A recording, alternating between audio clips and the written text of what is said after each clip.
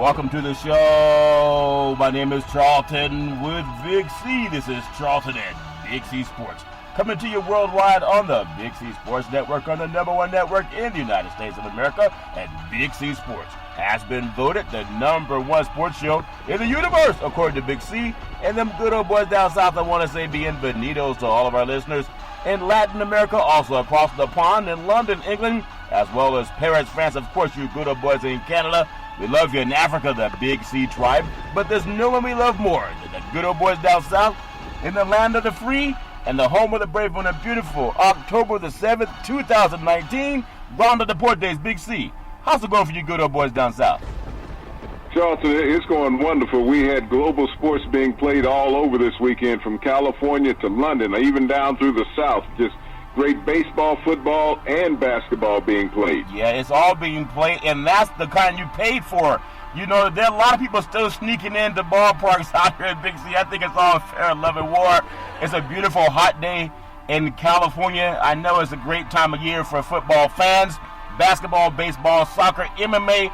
It's all good. Even the betting roll is picking up steam, Big C. I want to say today's show is sponsored by your Northern California Cadillac dealers, home of the all-new Cadillac Escalade, the standard of the world. And when you go by and test drive yours, tell them Charlton and Big C sent you. Have you noticed, Big C, since the Supreme Court made it legal to bet in all states, that there's so many more games that no one really talks about the bad officiating, because without cheating, you can't make money in sports, Big C, your thoughts? Well, no one's looking at the officiating, but it's also critical in all the outcomes of games. I mean, there was a game on last night that there were so many flags being thrown in auspicious situations that you have to question many, many times. And even in the Dallas game, you know, you flagged the coach for disputing the call. Yeah, you know, I'm telling you, prop betting is there. And so many people are in on it. I was watching a game, too, and I think it was the Colts. It was at Kansas City. And, you know, Al Michaels doesn't really criticize anybody. But even Al said, oh, my God, another flag. And that's like a prop bet count. That make any sense to you, Big C? Your thoughts? Well, I mean, there's anything in a sporting event that you can lay a bet on. And, you know, there's always been controversy when it comes to professional sport, even collegiate sports. Whether it's a flag thrown or just, you know, any various thing that may occur, a non-call being made in a game. Yeah, I remember growing up, my grandfather, we called him Pop. He was a Negro League baseball player back in the day. And unlike kids today, they have the hand sanitizer, the hand wipes, and the Kleenex that you take and you sneeze and you put that in the trash. Well, my great-grandfather, he would always blow his nose on a handkerchief, and then he'd put it back in his pocket to use it again. And that's what I saw some officials doing. They would pull that flag up, but they put it right back. Big C, your thoughts? Well, when you think about elderly people who used to use the handkerchiefs, Charlton, that was also building up an immune system in their body with their own body bacteria. Yeah, they all live longer on a little handmade or homemade libations. Also, some collard greens coming from their own backyard. It's all fair and love of war. There's a lot of things happening in the sports universe. I want to say Big C Sports brought to you by Google and Alexa. Just say Google. Oh, Alexa, play Big C Sports Podcast. You'll hear from our sponsors. You'll hear Welcome to the Show. I will introduce Big C as the Mystic, and he'll do his thing. And I really appreciate all the help that we're getting in growing Big C Sports. There's also a National Suicide Hotline. Just want to let people know, you know, no matter where you go, you always see something and people need help. 800-273-8255. They can call 800-273-8255, or they can text 838-255. That's 838-255, and you can get some help. Big C, I remember there was a show out of Hollywood called Dr. Drew, and they oftentimes would feature the Hollywood elite that had a substance abuse problem or whatever kind of problem, and you can know the name is a long list of names, but they never really went public with their stuff until Dr. Drew came out, and then they would put their rehabs on TV. Average people can't afford that, Big C. Your thoughts? Well, you know, as I look at this National Suicide Prevention Hotline number, Charlton, and why it's so prevalent, and it's even more prevalent to me today as I was looking at the president trying to get the Supreme Court to overturn legislation, Charlton, that there's a statute of limitation on military rape. Yeah. There's been so many horrific incidents that have occurred in this nature in the military, Charlton, and a lot of these victims have committed suicide because of the shame and pain that they've had to go through in their lives. And we have a president who's been accused of rape on multiple occasions. Wow. Trying to get the Supreme Court to overturn the statute of limitation on military rape. Even people have been convicted on military rape, Charlton, have had their convictions overturned. Wow. And that's what the president is trying to stand behind and get as a national law, is that you can't convict men in the military for raping female soldiers. And this is why the National Suicide Prevention Hotline number is so important, because these women don't have some place to go to and talk to people because of the embarrassment and the shame. Even though they have evidence, not circumstantial evidence, concrete evidence, Charlton, against these men, they are forced into situations that they don't want to be in. Yeah. And the president is saying, oh, well, that's part of the military. I would have loved for him to serve some duty and had that happen to him, Charlton, by a bunch of men. Well, but the National Suicide Prevention Hotline number, Charlton, is there for all Americans. Yeah. Mainly for the military, but all Americans, because people need someone that they can talk to. They need to have their voices heard without being judged, to let people know that somebody care about them, Charlton. Yeah. And the National Suicide Prevention Hotline number is there. And maybe the president needs to look up that number and think about how big a service it is to victims that have been going through a lot of things. Well, I guess that trumps the Be Best campaign that his wife came up with. You know, it's all fair in love and war. People do what they want to do. And sometimes, I mean, that's why we have a system of the law. You got to go to court sometimes when people don't agree, and that's what POTUS is trying to do. He's trying to find a judge that he appointed to agree with him, Big C. But we all know you got to fight for things that you want in life. And speaking of fighting, I like Bruce Buffer. Fighting! As he would say, and now fighting in the American League. Would you believe them good old boys from the Rays, the Tampa Bay Rays, they started fighting, as the great Bruce Buffer would say, Big C, and they shellacked them good old boys from Houston. And everybody thought that Houston might sweep this series best of 5, but them good old boys from Tampa, they thought they were in Oakland again last night, the way they came out, and they blasted the Astros, Big C. Your thoughts? Well, Charlton, they did. You know, when you're backed into a corner in baseball, it's about delivering. Yeah. You know, it's one of those team sports where everything is one-on-one. It's the batter against the pitcher.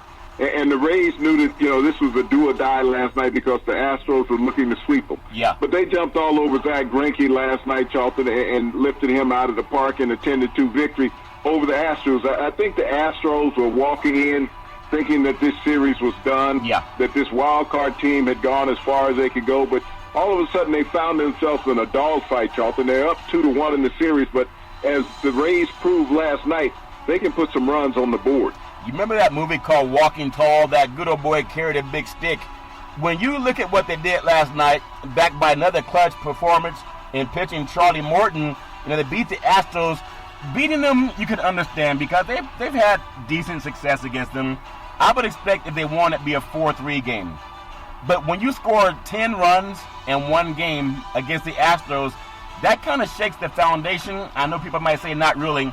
I want to get your thoughts. Is it a mistake for throwing Verlander in this next game, which will be game 4, as opposed to saving him for a decisive game 5, Big C? Your thoughts?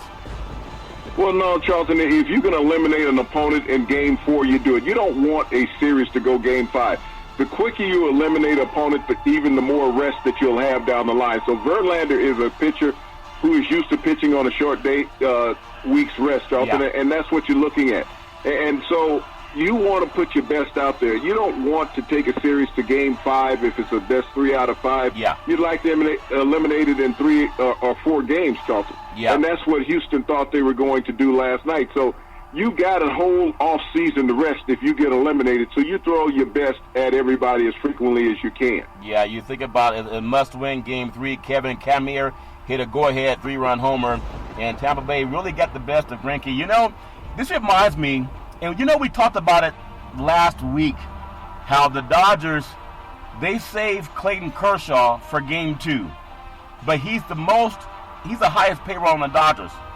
And they know they got to hide him because he doesn't have his stuff anymore. And I know they won't say that publicly.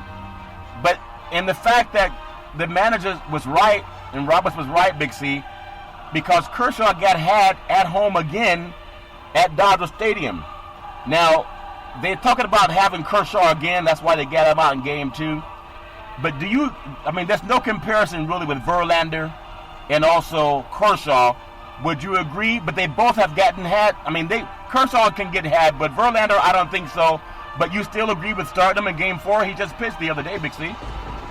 Well, what you got to look at, Charlton, is that the opposing team, the Nationals, have players that are paid also to go out and try to win. They didn't show up in L.A. just saying because the Dodgers had the best record in baseball is that we're not going to perform. They didn't fly across the country to lose the game, Charlton. And so when you see them getting out there and out-dueling a pitcher, this is nothing uncommon in the playoffs. It's about best on best at all times. What you do during the regular season doesn't matter when it comes to a best-of-5 series.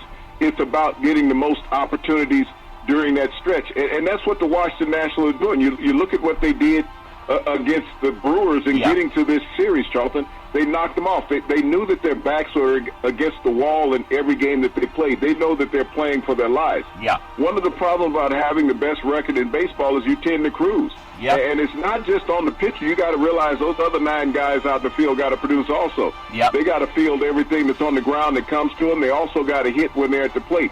We always point out the starting pitcher because that's the guy on the mound. Yeah. But those guys who come up to bat, they've studied film and tape for all week, all year on this guy. Yeah. They're ready to combat him every time they come up to the plate.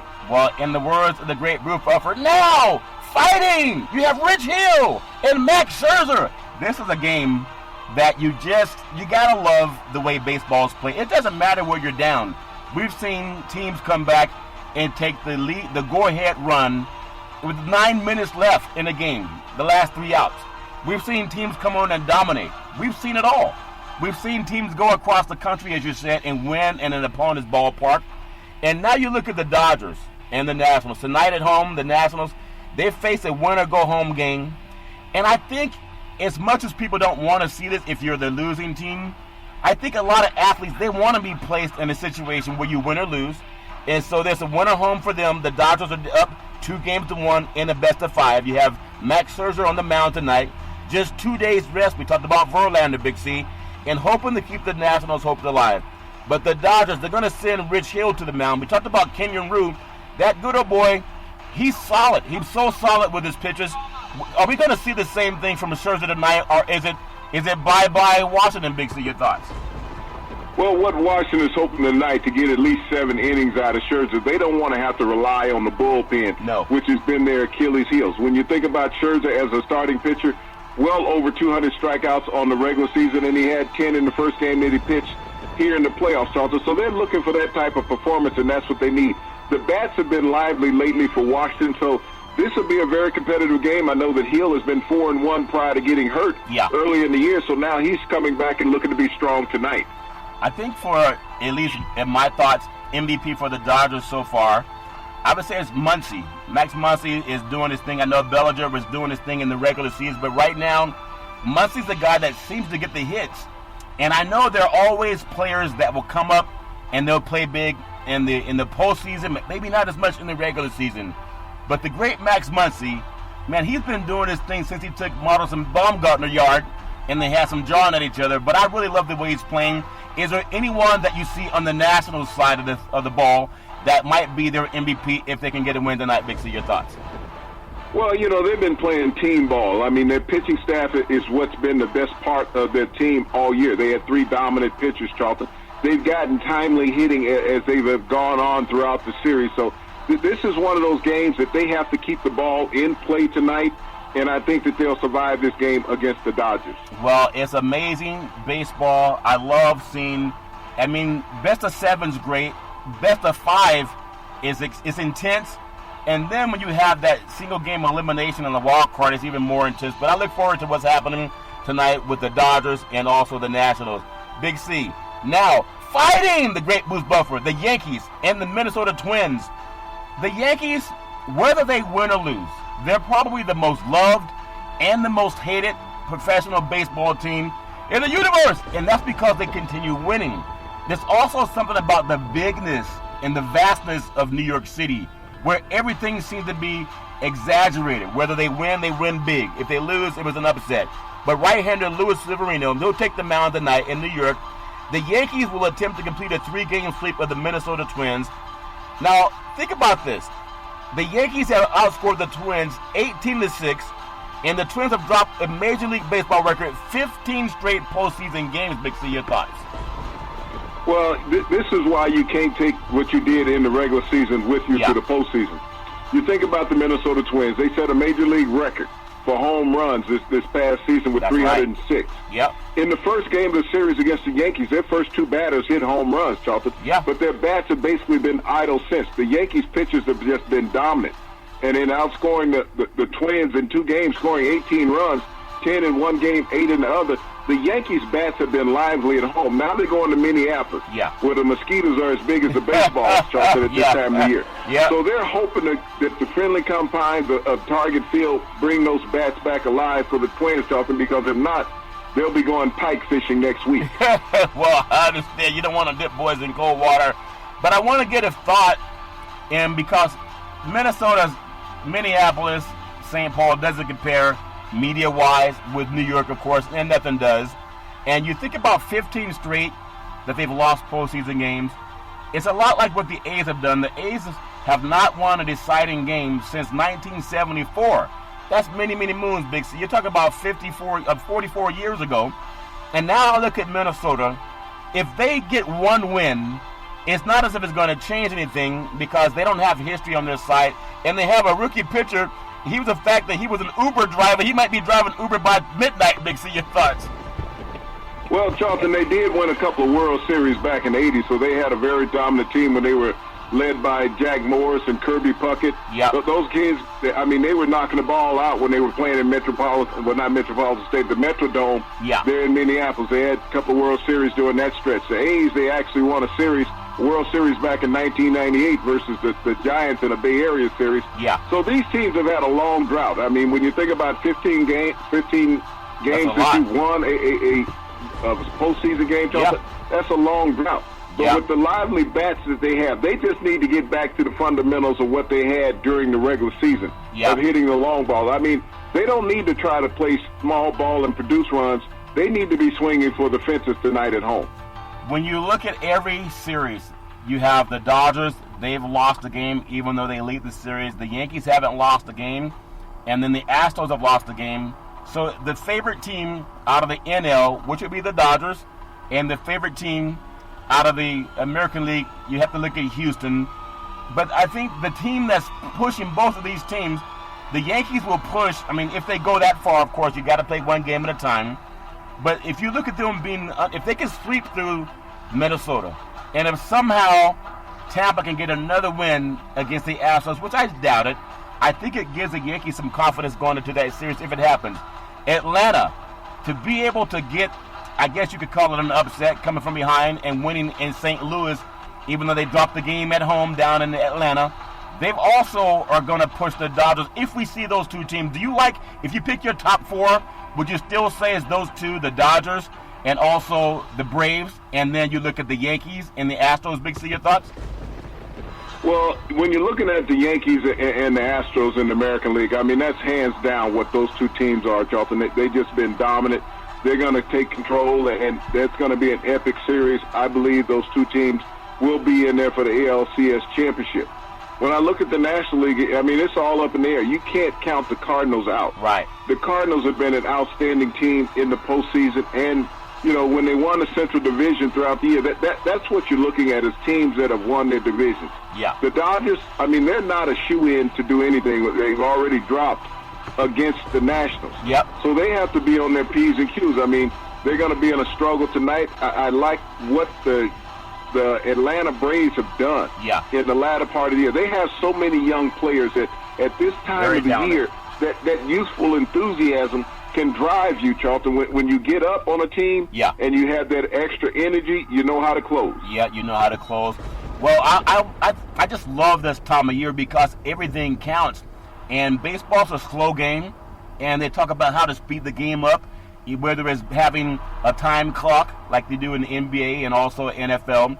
There's no talk of netting from foul pole to foul pole. I haven't paid attention to see if anyone has all of it yet, but hopefully we don't need that in something. I hope nothing bad happens in this postseason. But I want to throw it over to basketball. If you look at WNBA, the Washington Mystics. What a great place to be a sports fan right now. They have a fired football coach. They have POTUS, who's holding on by the skin of his fingernails, Big C. And then you have WNBA, the Mystics, and also you have the Nationals in the playoffs. But led by Elena Della Donna in Sunday's game, got 13 points, 6 rebounds, while playing 26 minutes in the Mystics' 94-81 victory over the Connecticut Sun. That gave the Washington Mystics a 2-1 lead in the series. Big C, what's more opportunistic? The Mystics getting out of this with a championship, or POTUS getting a second term? Big C, your thoughts? Well, you got to look at the Mystics and what they've done, especially Elena Della Donna, the league's MVP. Yeah. She suffered a herniated disc, Charlton, in Game 1. She set out Game 2, and the Mystics lost that game to the Connecticut Sun. Yeah. But she came back in Game 3, a la Willis Reed, of the New York Knicks in 1969 when he hobbled onto the floor. You think about the pain that you suffer from a herniated disc in your back, and many people can understand what that pain threshold is. But she went out and gave her team a hard 26 minutes. And so you think about being an emotional inspiration to the rest of the players on that team. They had no reason to say, I can't get it done tonight, because Elena walked out on the floor and gave up a solid 26, scored double digits, hauled in 6 rebounds, Charlton, to help propel her team to that victory. Yeah, it's always fair in Love and War. Love seeing the women get some attention, and love the fact that the crowds are really into it. I want to just swing the ball over to the NBA just for a moment, Big C, on Big C Sports. Yeah, I love the new Chase Center in San Francisco. It's beautiful. I mean, you can see the money. It's like a Bentley. Bentley's a lot better car than a lot of other cars out there. And when you see it, you know it. From the outside structure, the facade of the building, to where it's located right off the San Francisco Bay. And then on the inside is beautiful. I mean, this is a gorgeous place. It's expensive to get into, almost $2 billion. But LeBron James and them good old boys from Southern California with Anthony Davis, they have a nice dynamic duo. And they came in and knocked off Golden State in the opening of the new Chase Center. But what I love about Chase Center is also what I don't like about Chase Center. And I know it's about money, but that's a part of town where there used to be a lot of people that were diverse. And because of the money, you're not going to see that. You're just not. It's going to be Silicon Valley money. I want your thoughts on 2 things. Everybody likes something new. Everybody wants the Bentley.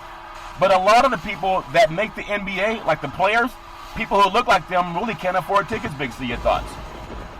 Well, Charlton, that's in any major city where you have a new digs that everybody wants to be in.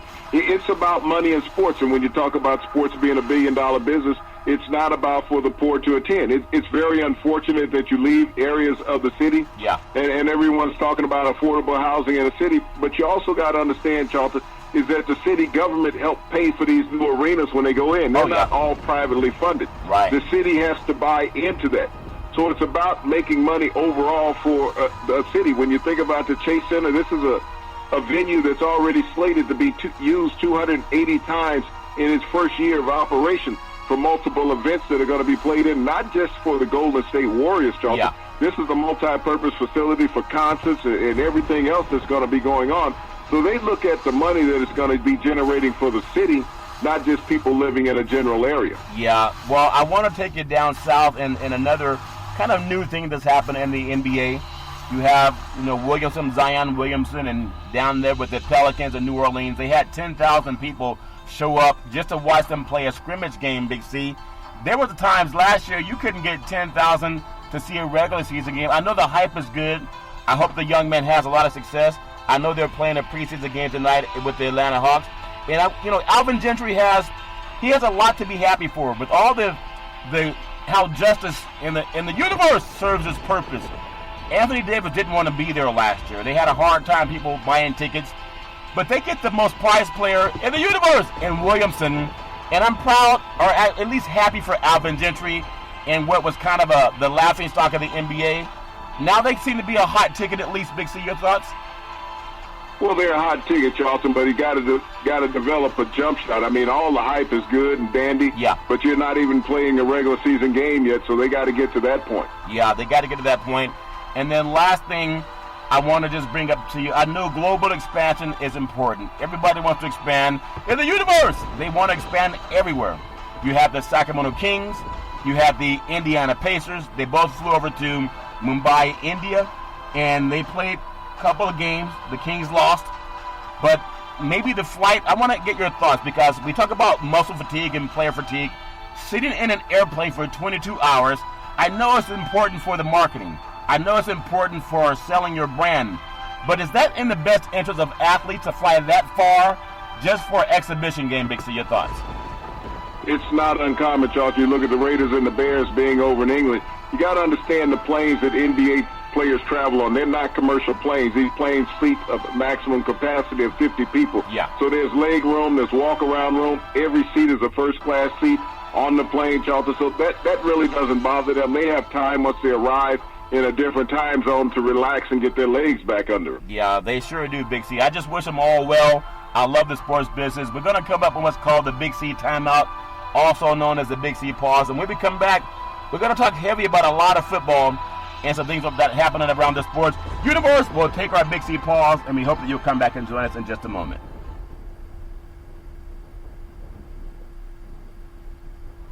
All right, we are back from the Big C Timeout, also known as the Big C Pause, and this is Big C Sports brought to you.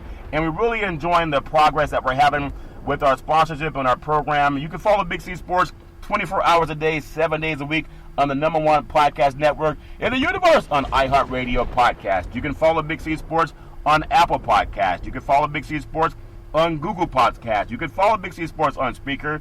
You can follow Big C Sports on Xfinity Comcast Television. And I really like the apps that are out there by Google and Alexa. Just say Google or Alexa, play Big C Sports Podcast. You'll hear from our sponsors. You'll hear Welcome to the Show. I will introduce Big C as the Mystic, and he will do his thing, and I really appreciate the way we're going with our sponsors. I want to just give a shout-out to one of our followers that follows Big C Sports. Having a little bit of technical difficulty, but we get it back. I do want to say with Big C Sports, really appreciate, sometimes you do things and you get people that follow you. It's a small business in this world. I want to just say, getting a shout out from actress and model Donna DeErico, former Playboy model, also starred Baywatch. I've watched many Baywatch scenes. I think Pamela Anderson, a lot of other people running around the beach in red bikinis. But Big C, what I never saw is a picture of you running around on Baywatch with a red bikini. Big C, your thoughts? Well, red is not my favorite color, so it puts too much of a highlight on my rear end. Yeah. Well, I do want to thank a lot of people that just reach out in social media. I'm learning how to do the social media thing. Donna DeErico, former Playboy model, and also a Baywatch TV actress and movie actress. So really appreciate the shout out to saying you like Big C Sports. I want to also jump into the world of college football, Big C. There's a lot of good games this weekend. But I think the game that I thought was the game of the weekend, there was two of them, but number one would be the University of Florida, number 10 in the country at the time, and they beat number 7 Auburn 24-13 down in the swamp in Florida. And they move up in the country to number 7 in some polls. But what I saw in that game was a freshman quarterback who was asked to do something that nobody's done in a long time, which is going to the swamp and win, let alone as a freshman. That defense is legit. Big C, your thoughts? Well, when you look at Bo Nix, his Achilles heel all year long has been his passing game. Auburn has been a dominant running team, and they've covered up for the young man's weaknesses.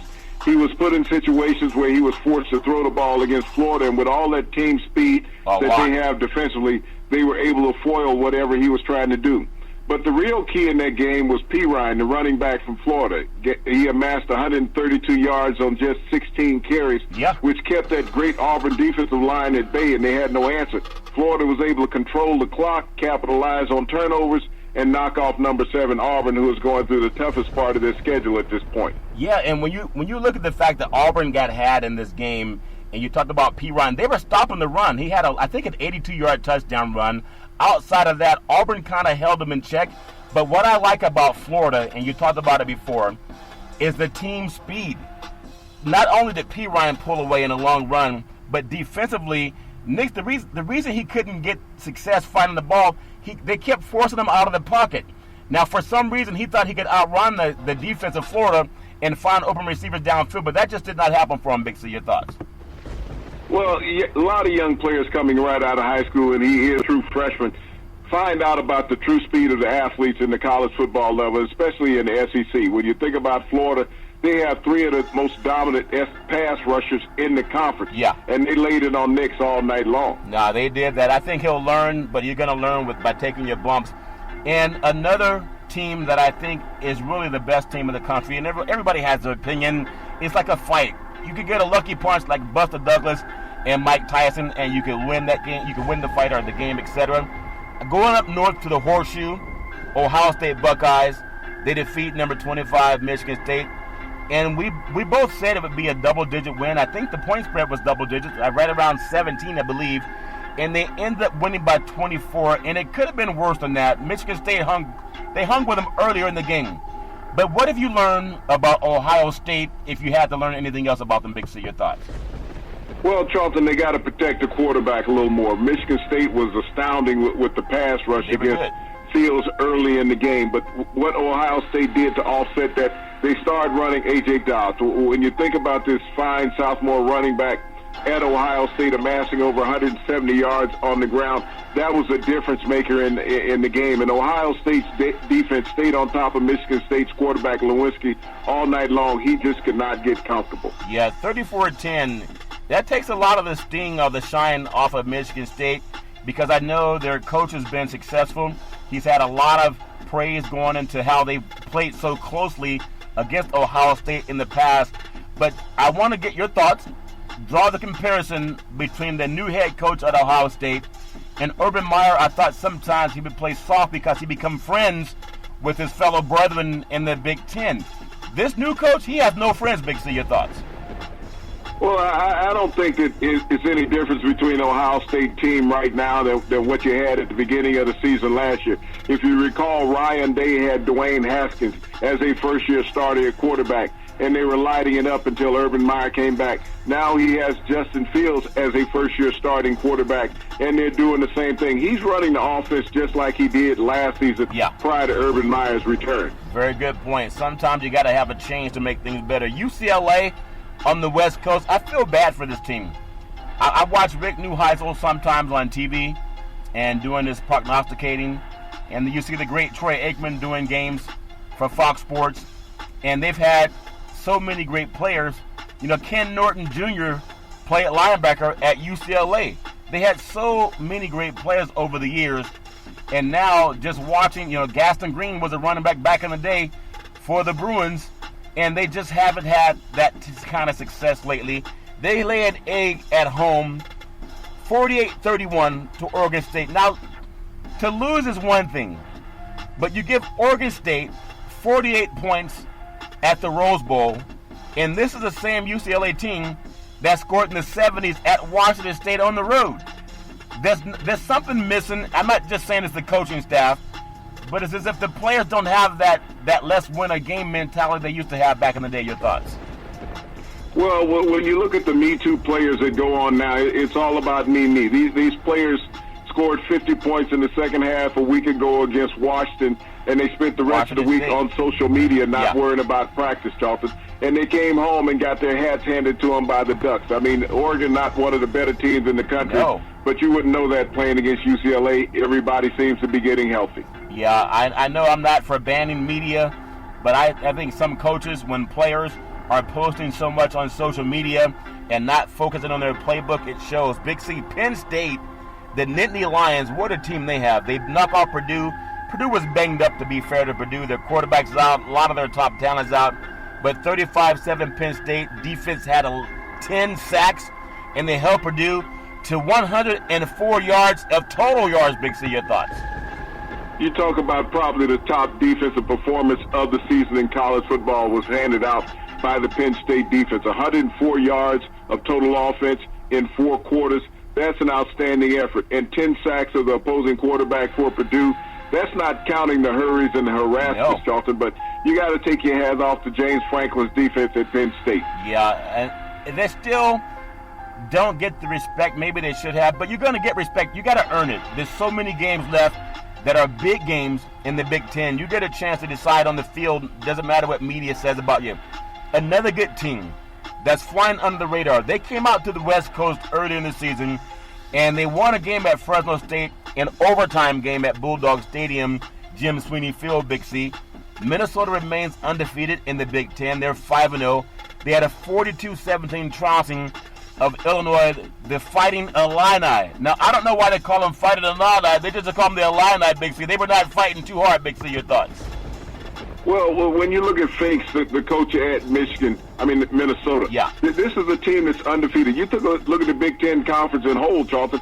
They have 4 undefeated teams in that conference still at the halfway point of the season. Yeah. Minnesota has really turned this program around over the last 2 seasons, and you got to take your hat off to them in that fine win. Yeah, they're a good-looking team, Big C. Now, just won the Pac-12. We're going to swing it out to the West Coast. We got to just start doing some option football. Remember back in the day, Oklahoma, they had the option football. They had Jamel Holloway. They had a lot of other players that ran option football back in the day. And Air Force Academy used to run option. Georgia Tech used to run option. I think some of the Pac-12 teams start running option. They're hyping so many quarterbacks because they want to know, quarterbacks tend to be Heisman Trophy, at least attention getters. But they need to start finding a running game. You got to run the ball to win. Pac-12, just when they thought they figured it out, Washington heads down to Stanford with a highly touted quarterback, Big C, and they're trying to pass it like Eric Coryell back in the day for the Chargers. And they come out of the farm with a 23-13 loss. They forgot how to run the ball, Big C. Your thoughts? Well, it was a team that was flying high, Charlton. So as you look at the 2 top teams, really the 3 top teams in the Pac-12 that everybody has slated, USC, Oregon, and Washington, all of these teams, Charlton, have struggled. Yeah. And so this doesn't bode well for the Pac-10 when you talk about the national scale Pac-12. Yeah. When you look at the national landscape and people wonder why they don't talk about them, they can't even beat the lower teams in their own conferences. Yeah, you got to have a running game. I know everybody wants to throw for 4,000 yards on the season. You got to run the ball to win. Big C, the best feel-good story in college football continues in the city of Dallas. SMU rises to 6-0 in the season. They get a big overtime win against Tulsa, 43-37. I'm not saying this is the Pony Express, Craig James, and that good old boy Dickerson from back in the day. And maybe they're not getting money to under the table like those good old boys did back in the day. But it's nice to see SMU win in Dallas again, Big C. Your thoughts? Well, you think about SMU, Charlton. They needed to go to 3 overtimes to win this game. They were down 30-9 going into the fourth quarter, and they came all the way back to force this game into overtime and win it in overtime. This team is now 6-0, Charlton. The Pony Express is no longer, but SMU, the Ponies, are back. Yeah, the Ponies are back. So somebody got to win in Dallas, at least, Big C. The ugliest game of college football, my opinion, over the weekend, University of Pittsburgh and Duke. The two combined for 10 turnovers, and that's in one game, Big C. Not so far in the season. 10 turnovers in one game. But Pittsburgh took the last drive of the game, 4 plays, 82 yards in 47 seconds, and they beat the great Duke 33-30. Big C, your thoughts? Well, I guess they were trying to compete with Penn State far as the 10 sacks, so they had 10 turnovers. Yeah. You think about that was an ugly game. But, Charlton, that last epic drive by the University of Pittsburgh, you think about it. Duke had gone down and scored, left 47 seconds on the clock. Yeah. Game seemed to be over. But Pittsburgh was not to be undone, just like in that game against Central Florida when they came back and scored with 8 seconds to go. Yeah. They had 42 seconds remaining on the clock, were able to mount an 82-yard drive to come out with a victory over Duke. Yeah, that's a big game. University of Central Florida, 31-game win streak is snapped. 30-plus points ended in a loss to the great Cincinnati. Had 4 turnovers in the game, and they lost 27-24. They say football is a game of inches, but it's also a game of not turning the ball over. Big C, your thoughts? Well, this was a game that a team that had gone out for 31 consecutive games and had scored at least 30 points in all of those games, Charlton. Now they've suffered 2 losses in their last 3 games, one to the University of Pittsburgh, and then come back and lose a conference game to Cincinnati. Once mighty, Charlton, is mighty no longer. Yes, mighty no longer. You know, we talked about running the football and how that's what I think the Pac-12 needs to do in order to start winning again and maybe get some teams that are going to challenge for a conference championship. The national championship is out of the question. Nobody even thinks about that anymore. But when you think about running, an example of what I used to see out here in the Pac-12, in the Pac-10 back in the day, you go up to Wisconsin. Jonathan Taylor, he shined again for the Wisconsin Badgers. They defeated Kent State 48-0. Not the fact that it was Kent State, but the fact that the way they did it. 186 yards rushing for 4 touchdowns, 1 receiving touchdown, and this good boy leads the nation with 16 total touchdowns. And my message to my Pac-12 brethren is he's doing it on the ground because they're turning around and they're handing the ball. They're not trying to get quarterbacks to pass for 4 touchdowns a game. Your thoughts? Well, when you look at what Jonathan Taylor's done there at Wisconsin, you have to take your hat off to Wisconsin's defense. They have the top scoring defense in the country. This is a defense that is allowed just 14 points, Charlton, in the last game. They've thrown shutouts in 5 of their 6 games this year. Yeah. They are a dominant team, but when you talk about the Big Ten and running dominance that that conference possesses, you talked about the 186 that Taylor put in on the ground. Yeah. You looked at A.J. Dobbs at Ohio State, who had 176 in that big win over Michigan State. It's always been grounded out football in the Big Ten. The Pac-12 doesn't have an identity. They can't figure out whether they're going to be a quarterback conference or a running conference. We haven't seen a top running back come out of the Pac-12 in a decade. Yeah. But when you look at the Big Ten, not only are they throwing the ball better now, but they're still a dominant running team. I want to close out college football thoughts on the West Coast, a team that was preseason picked to maybe make it to the Final Four. That's the University of Oregon Ducks. They get a 17-7 slugfest victory over the Cal Berkeley Golden Bears on Saturday night at Austin Stadium. Was amazing. Oregon goes to 4-1 of the season. They're ranked 13th in the country. Cal drops to 4-2 on the season. But when I look at this game, and we talk about running, Oregon was held scoreless at halftime. They had this preseason hype of Justin Hibbert, a Heisman Trophy prospect, Big C, and they were trying to prove it. But Oregon didn't start winning until they started running the ball. They had 10 points in the third quarter, 7 to close in the fourth quarter. Cal only scored on a touchdown pass in the first quarter, Big C. Oregon, obviously, Hibbert, he'll be hyped over and over and over again. But what's hurting Cristobal's team? They don't have a dominant run game that they care to use, but they do have one, Big C. Your thoughts? Well, I guess you have to go back to that opening game loss that they had against Auburn, and I guess that loss doesn't look so good now since Auburn lost to Florida. And here it is, you got Oregon that struggled against Cal. Cal's having back-to-back losses. Yeah. So there's really no dominance there in the Pac-12. Hibbert, a lot of hype because of, everyone talked about him coming out being a potential top 10 pick. Yeah. But, this team is not even a top 10 team in the country, Charles. Yeah, they're trying to make one player get to New York for the Heisman. It's not going to happen. Start running the ball. I want to jump to the NFL. And what I love is Drew Buffer, and now fighting in the NFL. You have in a week in which they needed it. The Texans offense, I thought I was watching a basketball game. They put up 53 points. You think about it. The Vikings, Adam Thielen, he had 130 yards receiving, scored twice. The Ravens, Justin Tucker, kicked an overtime winner in Pittsburgh. The Patriots remain undefeated. The Cardinals get a win. The Broncos finally get a win. And the Raiders go across the pond and get a win. Think about it. They pulled off a huge comeback. And then New Orleans, Teddy Bridgewater threw 4 touchdowns in a division game. Big C. They're all fighting. Big C, your thoughts?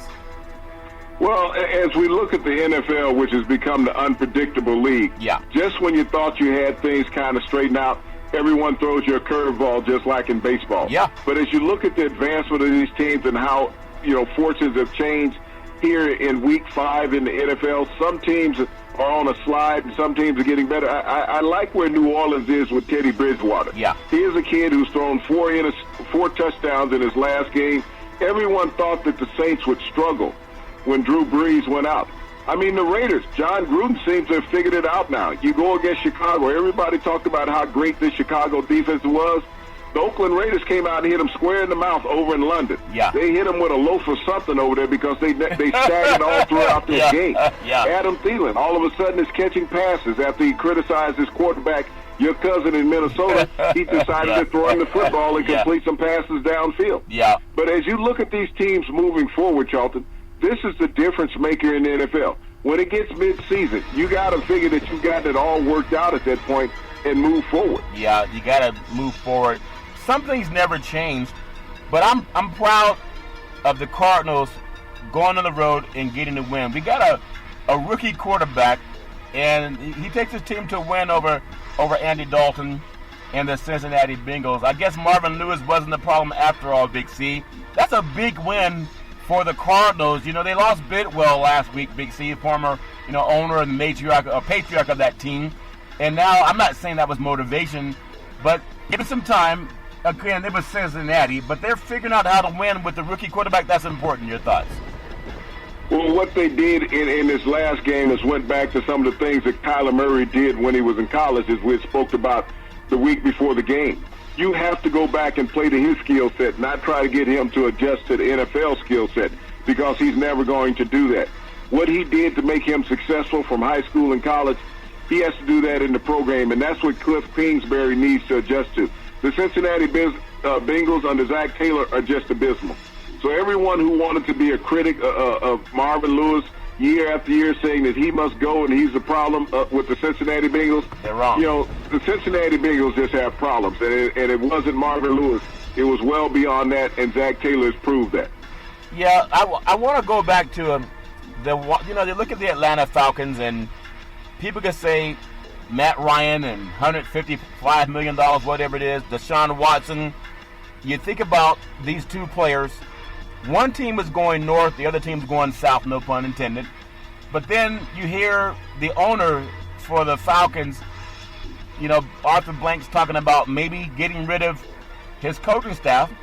But this is a team that went to the Super Bowl, and they blew the lead. And it seems like it's been a downhill spiral ever since they were up at 28-3 over the Patriots in the Super Bowl. Is this the wrong time to start talking about moving coaches around? I know that the Redskins already did it, but do you do that with a guy that got you to a Super Bowl? Big C, your thoughts? Well, that talk has been about Dan Quinn. You got to look at the Falcons since they've gone to the Super Bowl. They have not had a winning record. So it's easier to blame the coach than it is to blame the franchise quarterback who is not putting enough points on the scoreboard to win. Dan Quinn was the defensive coordinator this year with the Falcons. He took control of the defense. Yeah. And that defense has been lackluster and not stopped anybody. I mean, they have a hard time stopping, water running out of the faucet at this point. And when you look at what the Houston Astros did, Deshaun Watson well over 400 yards, Will Fuller over 200 yards in receptions. Yeah. They just ran shot over this Atlanta Falcons. And you talk about somebody growing up. Yep. Deshaun Watson used to be a ball boy for the Atlanta Falcons. Now he's got them choking on the footballs that he's throwing downfield. Yeah, well, it's all fair and level war. 53 points is a lot of points to put up on a team. And it seems like Atlanta got their wings clipped a little bit. Bridgewater down in New Orleans. They don't have to rush back Drew Brees. It reminds me, back in the 70s, the Pittsburgh Steelers had a quarterback. I think it was Joe Gilliam. And he won 11. He went 11-1. They get to the playoff. They brought back Terry Bradshaw, and they had the steel curtain defense. So, of course, but 11-1 on the thing. Gillum, they set him on the bench and brought in Bradshaw. You see the same thing happening. You're not going to put Drew Brees on the bench, no matter how good Bridgewater's playing. Big, so your thoughts? Well, this is Drew Brees' team, and Teddy Bridgewater knows that. He was willing to take the money that he took to sit on the bench to back up Drew Brees.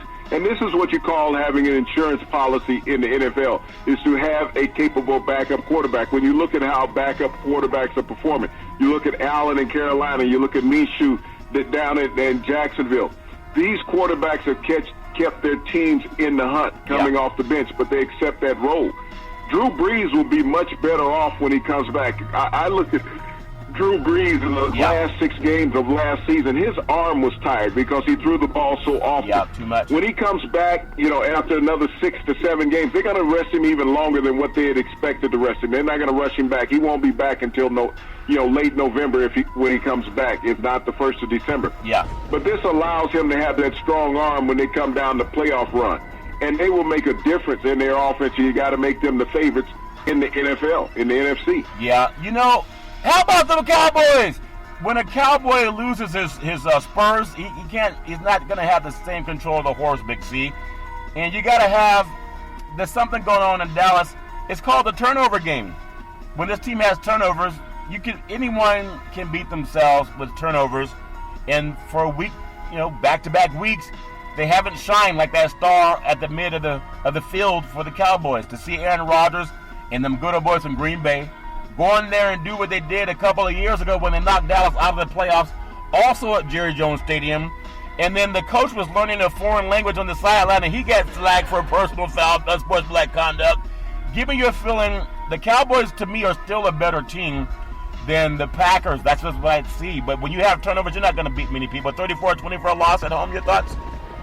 Well, everybody wants to throw shade at Zach Prescott in this back-to-back loss that the Cowboys have had, but he amassed over 400 yards passing in this game. Yeah. Yes, there were multiple interceptions thrown by him, but also Ezekiel Elliott has disappeared in the last two games, in the loss to New Orleans and in this loss to Green Bay. We have not seen Ezekiel Elliott amass many yards on the ground. And this defense, this once vaunted defense of the Dallas Cowboys, they're giving up yards in chunks to everybody, Charlton. They stop nobody. Yeah. I didn't even see the linebackers for the Dallas Cowboys on the field half the game. Yeah. And Aaron Rodgers wasn't even the best Aaron on the field for the Green Bay Packers. Aaron Jones, the running back, was. Yeah. When you look at him, he scored a career-high 4 touchdowns against this Dallas Cowboy defense, rushing on the ground. Yeah. Aaron Rodgers, really, all he had to do was watch this game because Aaron Jones took the game over against the Dallas Cowboys. 107 yards on the ground. And you think about the top 7 rushing leaders. Remember, we said you got to, it's not you can Google it. If you have a good running game, you're going to win some NFL games. And you think about it, all the 5 teams that ran the ball well posted wins. Christian McCaffrey, Carolina, 176 yards. He's their MVP, Big C, your thoughts? Well, Christian McCaffrey has been a difference maker with Allen. Allen has learned how to utilize it. But that 82-yard run that he ripped off for a touchdown didn't hurt his average either. No, he's an MVP for Carolina this year. Dalvin Cook, Minnesota Vikings, 132 yards. I think if you have that kind of performance, even for just 10 out of 16 weeks, you're a playoff team. But they got to remember, he's in the backfield, Big C. Your thoughts? Well, he's the top rusher in the NFL, Charlton, and he proved once again, when he has over 100 yards on the ground, the Minnesota Vikings win at ease. Another running back, if you want a blueprint to how you can beat the Kansas City Chiefs, you step on Patrick Mahomes' foot. Okay, his own player did that, Big C, so he had a hitch in his giddy-up. But there's a good boy by the name of Marlon Mack. Indianapolis cooked 132 yards, and it made Kansas City's defense look like they were tired at home, Big C. Your thoughts? Well, you know, I was thinking a few weeks ago that Kansas City Chiefs were one of the top teams in the NFL. They have one of the worst defenses in pro football that I've ever seen. Yeah. If not for Patrick Mahomes, and this really shows the greatness of Patrick Mahomes, that he can constantly keep his team in a game. I mean, he had multiple drops by receivers in this game. I saw him drop at least 8 of his passes that he put right on the money that would have made a difference. But this defense for Kansas City, they couldn't stop the Atlanta Falcons right now. No, they couldn't, even with 2 good wings, Big C. If you look at Oakland across the pond, fighting for the Oakland Raiders, Josh Jacobs, 123 yards across the pond, Big C. Your thoughts? Well, this rookie young running back, Charlton, is fresh. You know, he was a guy who had to share time at Alabama with multiple backs, so he came into the NFL fresh. He wasn't beaten up coming from the college level. They got some players back, Richie Incognito's back on the offensive line, who comes in with an attitude. Oh, yeah. And they served it up on the Chicago Bears. The Chicago Bears lost their best defensive lineman early in the first quarter in the game, Charlton, which really helped out the Raiders' running game because Nix wasn't in to stop the middle of the defense. It really did. Chris Carson, Seattle Seahawks, 118 yards, and that was the difference along with that good old boy, Russell Wilson, and got the win because it was wide right on the field goal kicker, Big C. Your thoughts? Well, it's nice that Seattle has a back that can carry the load other than Russell Wilson. Chris Carson had became their first 1,000-yard rusher last year since Marshawn Lynch had been in Seattle. Now that Russell Wilson has somebody to complement him in the backfield, the Seattle Seahawks will be very dangerous the rest of the year. Another dangerous team, maybe. Philip Lindsay, Denver Broncos, 114 yards, and they get the first win since last season, Big C. Your thoughts? Well, Lindsey was a Rookie of the Year for the Broncos last year, an undrafted free agent out of the University of Colorado. They were leaning so much on Joe Flacco to start the season, they went back to what got them a few wins last year, and that was Philip Lindsay, and he delivered with another 100-yard game on the ground, Charlton. Yeah, it really impressed with those players. So here we come tonight, Monday Night Football. Some people say they left their heart in San Francisco, but you have the NFL. It's showcased in San Francisco tonight. Hopefully you got a sold-out crowd. 3 straight wins to open the season, having eased all doubts that 4 years of losing created the San Francisco 49ers that we have now. Now, skepticism, still a lot of skepticism. The 49ers 3-0, the Browns 2-2. It's warranted because in recent history, these two franchises were at the bottom of the league. Over the previous 4 seasons, you look at the Cleveland Browns, they had a league-low 11 games won in that span, and 49ers not that far behind, only 17. You have Baker Mayfield versus Garoppolo, and the media is loving this game because they have 2 prodigal quarterbacks that they want to see win in this league, and they're all over it. But what I see in these 2 players, they both have defenses that are helping them win as well. Big C, your thoughts? Well, as I look at the Cleveland Browns, Charlton, they have to go through Nick Chubb. This team will only go as far as they allow Nick Chubb to run. Yeah. When you look at the success that they've had, his numbers on the ground have been outstanding this year. We saw last week where he had 182 yards on the ground in that blowout of the Ravens. They need to churn him out for another 100 yards again tonight. When we think about the 49ers, they're led by their defensive front. Yeah. DeForest Buckner as well as Dee Ford. These 2 guys can get after the quarterback. They've been outstanding pass rushers and run stoppers on the year. When you look at the 49ers wins, they haven't come against great opponents. So this is really a chance for them to show their mettle tonight and get to 4-0 if they can beat the Cleveland Browns. Baker Mayfield, is the spotlight too big for him? I mean, on Monday night games, Thursday night games, Charlton, he sort of struggled a little bit, and now he has prime time on the West Coast. Jarvis Landry was his beacon last week from the receiving perspective, and Nick Chubb's on the ground.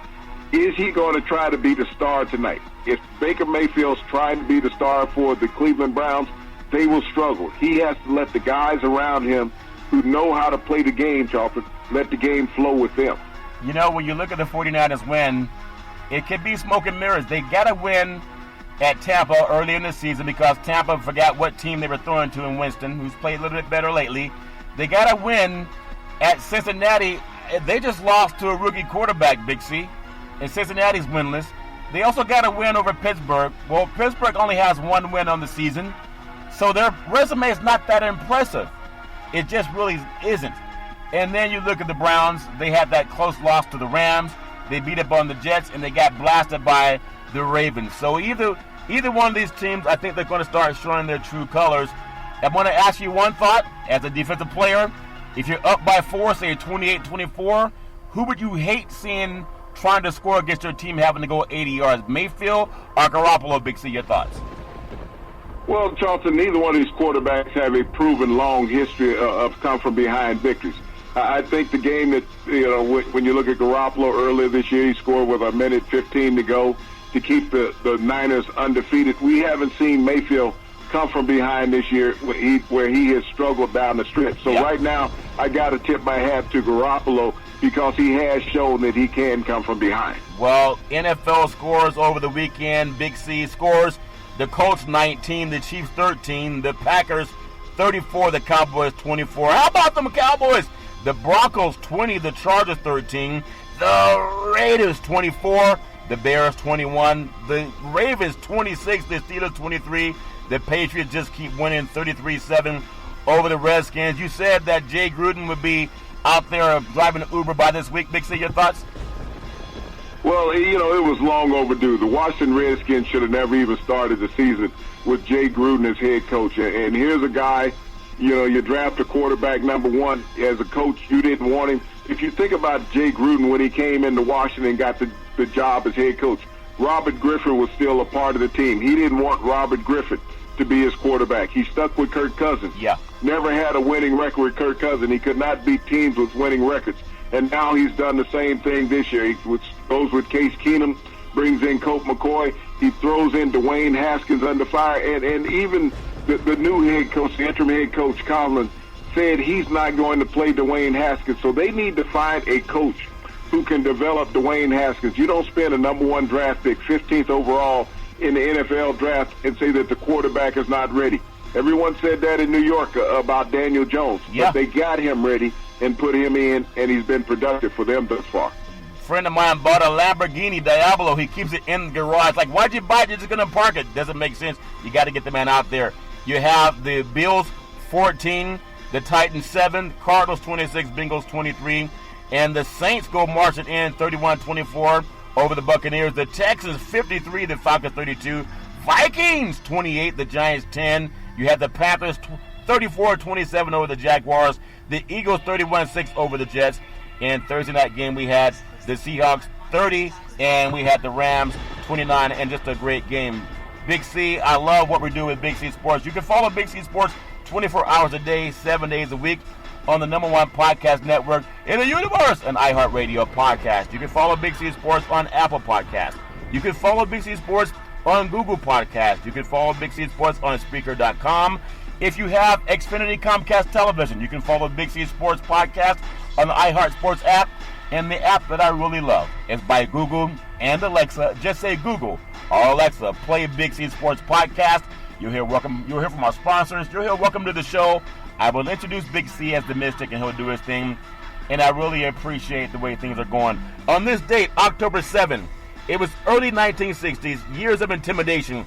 Think about the nation's capitals right now with POTUS, segregationists, and filibusters in the Senate, and a series of laws expressly designed to circumvent the Constitution had all taken their toll. In Selma, Alabama, only 156 of 15,000 eligible black voters were registered to vote. Under the leadership of James Foreman, the Student Nonviolent Coordinating Committee proclaimed October 7, 1963 as Freedom Day. It was the day that mass voter registration began. I hope that people get registered to vote, because people have fought and died for it, and we don't want to take that for granted. Big C, back in the day, there was a man by the name of Drew Boudini Brown. He was known as Muhammad Ali's right-hand man, and he would always tell Ali, with all you got to use, how can you lose? Rumble, young men, rumble. Big C, what are you looking forward to in this sports universe?